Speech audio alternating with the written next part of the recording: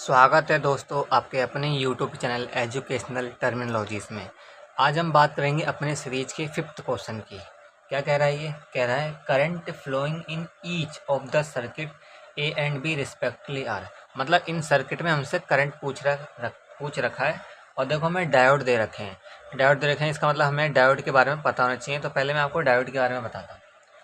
Diode एक PN junction होता है। डायोड का रिप्रेजेंटेशन ऐसा होता है, मतलब अगर हमें दिखाना हो कि डायोड क्या है तो डायोड हम ऐसे दिखाते हैं। जैसे ये रेजिस्टेंस को ऐसे दिखाते हैं, ऐसे डायोड को ऐसे दिखाते हैं। तो अगर डायोड के इस ये जो देख रहे हो आप ट्राइंगल शेप है, इसको बोलते हैं पी, और ये जो लाइन है इसको बोलते हैं एन, क्योंकि मैंने बोला डायोड का एक पीएन जंक्शन है। तो अगर ये जो पी है अगर ये किसी पॉजिटिव से जुड़ा हो और एन नेगेटिव से जुड़ा हो तो इसे हम बोलते हैं forward biasing. Forward biasing forward biasing में एक खास बात और याद रखनी है कि फॉरवर्ड बायसिंग में जो रेजिस्टेंस होता है ना, रेजिस्टेंस लगभग जीरो होता है। Zero resistance equal to zero. किसका resistance? Resistance of diode. Diode का रेजिस्टेंस क्या होता है? जीरो होता है। ठीक है। अब इसका एग्जांपल दिखा देता हूँ। जैसे कि अगर मान लो मैंने एक डायोड बनाया, इसको मैंने जोड़ दिया 4 वोल्ट से और इसको मैंने जोड़ दिया 10 वोल्ट से। तो देखा जाए तो ये पॉजिटिव है, ये नेगेटिव, मतलब ये ज़्यादा है, वैल्यू ज़्यादा है ना पॉजिटिव में और ये कम है, तो ये पॉजिटिव नेगेटिव हो गया। तो ये क्या? फॉरवर्ड बायसिंग हो गया। एक और एग्जांपल देख लो। ये बनाया मैंने डायोड, इसको मैंने जोड़ दिया 2 वोल्ट से, इसको जोड़ दिया मैंने -1 वोल्ट से। तो देखो अब भी क्या है? पॉजिटिव और ये नेगेटिव। तो ये फॉरवर्ड बायसिंग होती है, इसे बोलते हैं फॉरवर्ड बायसिंग। फॉरवर्ड बायसिंग में ध्यान रखना है कि resistance of diode is negligible, या कह दो जीरो, लगभग जीरो होता है। ठीक है। अब हम रिवर्स बायसिंग की बात करते हैं। रिवर्स बायसिंग में ये होता है कि ये जो हमारा P है, P और ये है N, ये P है ये मेरा नेगेटिव से जुड़ा होता है और ये पॉजिटिव से जुड़ा होता है। इसे हम बोलते हैं हम रिवर्स बायसिंग। ठीक है। Reverse biasing. बायसिंग का मतलब क्या होता है कि हमने किसी डायोड के अक्रॉस एक पोटेंशियल लगा दिया। अब लगाने का 2 तरीका है, पॉजिटिव को इस टर्मिनल से जोड़ दो या नेगेटिव से, तो इसे forward biasing, reverse biasing. Reverse biasing में जो रेजिस्टेंस ऑफ डायोड होता है ना, रेजिस्टेंस ऑफ डायोड ये इन्फिनिटी होता है, लगभग इन्फिनिटी होता है। अगर रेजिस्टेंस इन्फिनिटी है तो तुम खुद सोचो क्या करंट वहाँ से जाना चाहेगा? नहीं। तो रिवर्स बायसिंग में डायोड में से करंट पास ही नहीं होता है। फॉरवर्ड बायसिंग में रेजिस्टेंस लगभग जीरो होता है और जीरो है तो उसमें से करंट पास होता है। यहाँ पे बस यही कंसेप्ट लगना है कि रिवर्स बायसिंग में रेजिस्टेंस ऑफ डायोड इन्फिनिटी तो करंट पास नहीं होता, फॉरवर्ड बायसिंग में रेजिस्टेंस ऑफ डायोड लगभग जीरो तो करंट पास हो जाता है। इसके भी एग्जांपल दिखा देता हूँ। जैसे कि मान लो ये मैंने बनाया पीएन जंक्शन, इसको मैंने जोड़ दिया 5 वोल्ट से, इसको मैंने जोड़ दिया 10 वोल्ट से। तो अगर आप कंपेयर करें तो ये वैल्यू कम है, ये ज़्यादा है। तो P जुड़ा है नेगेटिव से और N जुड़ा है लगभग पॉजिटिव, तो इसे बोलते हैं रिवर्स बायसिंग। ठीक है। Reverse biasing. बायसिंग का मतलब क्या होता है कि हमने डायोड के अक्रॉस पोटेंशियल लगा दिया। अब लगाने के 2 तरीके हैं। P को एक बार पॉजिटिव टर्मिनल से जोड़ दो तो फॉरवर्ड बायसिंग, P को नेगेटिव टर्मिनल से जोड़ दो तो रिवर्स बायसिंग। ठीक है। तो अब हम चलो क्वेश्चन के बारे में जानते हैं। चलो सर्किट ए को देखते हैं। ये मेरे 8 वोल्ट की बैटरी लगी है, बड़ी लाइन पॉजिटिव है, नेगेटिव। तो देखो पॉजिटिव वायर में से जा रहा, तो देखो P, ये रहा P, ये रहा N, ये रहा P, ये रहा N। तो ध्यान से देखो तो P पॉजिटिव से जुड़ा है ना, तो ये क्या हो गया? फॉरवर्ड बायसिंग, और ये क्या हो गया? Forward biasing. ठीक है। P जो है ये ट्राइंगल ये पॉजिटिव से जुड़ा है, इसलिए फॉरवर्ड बायसिंग हो गई। क्योंकि फॉरवर्ड बायसिंग हो गई तो रेजिस्टेंस जीरो हो गया, रेजिस्टेंस जीरो हो गया तो करंट इसमें से पास हो जाएगा। तो करंट जैसे कि मान लो यहाँ पे है, फिर यहाँ पे है, फिर यहाँ बट गया, तो करंट यहाँ इसमें से पास हो गया, करंट पास हो गया इसमें से। ठीक है। तो ठीक है, करंट हमारा गया यहाँ से पास हो गया। तो अब हम ध्यान से देखें तो जो हमारा रेजिस्टेंस है वो पैरेलल जुड़े हैं और पैरेलल में हमें आर इक्विवेलेंट निकालना पड़ेगा। तो अगर हम आर इक्विवेलेंट निकालें तो पैरेलल हमारा आर इक्विवेलेंट का फॉर्मूला होता है 2 रेजिस्टेंस के लिए, R1 R2 अपॉन में R1 प्लस R2। ठीक है। तो R1 भी मेरा क्या है? 4, और R2 मेरा 4, और ये 4 + 4, ये हो गया 16, ये हो गया 8, ये हो गया 2 ओम। ठीक है। आर इक्वलेंट आ गया मेरा 2 ओम। क्यों आया है? क्योंकि दोनों में से करंट पास हुआ, पास होने के बाद अगर आप ध्यान से देखो तो ये बन गया मेरा पैरेलल कॉम्बिनेशन, और पैरेलल में आर इक्वलेंट निकाला जो कि क्या आया है 2 ओम। अब क्या हमें करंट निकालना है, करंट निकालने के लिए हमें पता है आई इक्वल टू वी अपॉन में आर।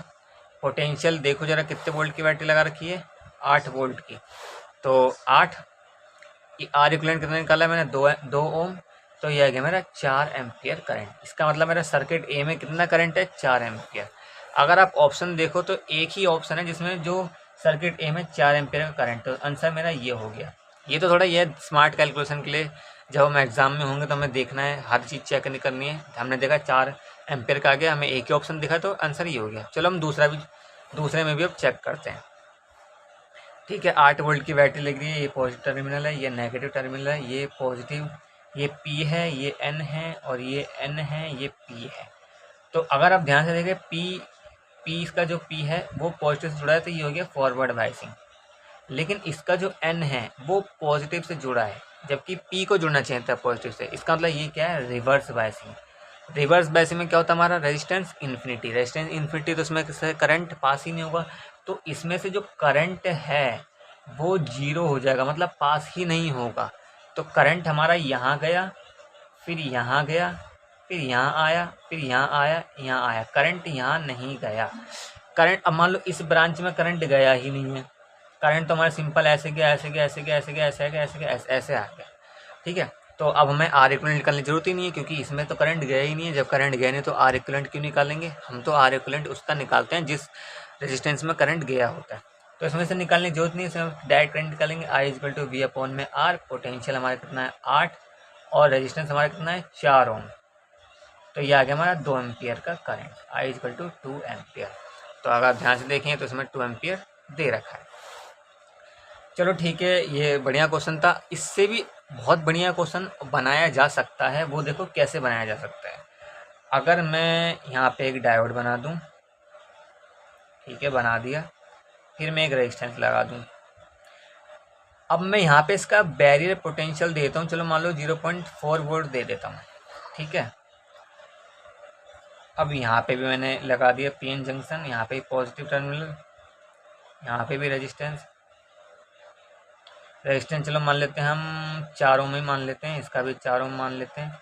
अब मैंने इसमें बैरियर पोटेंशियल नहीं दिया, ठीक है। अब मैंने इसको जोड़ दिया, फिर से 8 वोल्ट की बैटरी से ही मान लेते हैं, ठीक है। चलो मैं इसका नाम रख देता हूँ ए, इसका नाम रख देता हूँ बी, और इसका नाम रख देता हूँ सी, इसका नाम रख देता हूँ डी। अब ये क्वेश्चन ही पूछा जा सकता है कि branch A B and C D में करंट बताओ।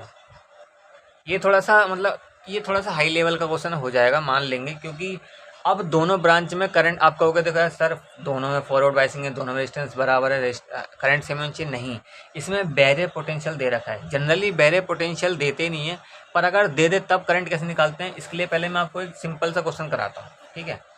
जैसे कि मान लो ये रहा मेरा पीएन जंक्शन डायोड, ये रहा मेरा रेजिस्टेंस, मान लेते हैं ये है 4 ओम का, मान लेते हैं 4 ओम।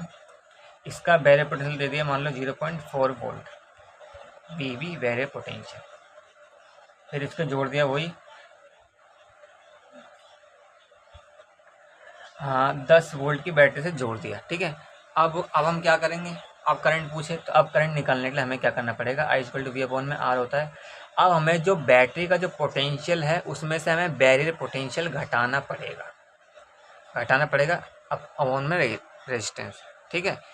जो हमारा बैटरी का जो पोटेंशियल है उसमें से हमें बैरियर पोटेंशियल घटाना पड़ेगा। क्यों घटाना पड़ेगा, क्योंकि ये जो बैरियर पोटेंशियल है ना वो इसका अपोज करता है, जो बैटरी का जो पोटेंशियल है उसका अपोज करता है। अगर आप ध्यान से देखिए बैटरी के डायरेक्शन है पॉजिटिव टर्मिनल, नेगेटिव टर्मिनल, और इसका जो बैरियर पोटेंशियल होता है, अगर मैं बैरियर पोटेंशियल को डिनोट करूँ तो ये होता है नेगेटिव और पॉजिटिव। तो अब देखो पॉजिटिव नेगेटिव तो ये अपोज कर रहा है ना, इसलिए मान लो ये ऐसे होता है लगभग, ये इसका बैरियर पोटेंशियल, ये जो P है इस तरफ N नेगेटिव होता है और ये जो N है इस तरफ होता है पॉजिटिव। अगर मैं इसको एक बैरियर पोटेंशियल से डिनोट करूँ तो इसलिए क्या बोलते हैं हमें ये घटाना पड़ता है, बैरियर पोटेंशियल घटाना पड़ता है। घटाया तो अब ये आ जाएगा 6/4।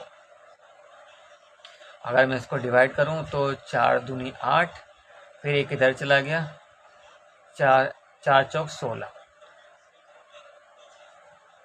तो आ गया ये 0.24 एम्पियर।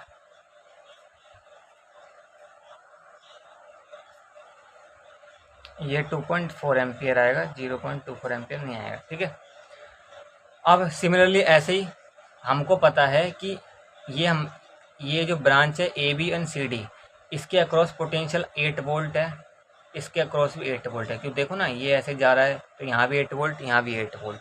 ठीक है, तो अब हम इसमें कैसे निकालेंगे, I = V 8, क्योंकि इसके अक्रॉस पोटेंशियल 8 वोल्ट है। अब हमें बैरियर पोटेंशियल घटाना पड़ेगा, 0.4 अपॉन में रेजिस्टेंस कितना है 4, तो इस ब्रांच का रेजिस्टेंस करंट हो गया ये, और इस ब्रांच का कितना हो जाएगा, ICD कितना हो जाएगा।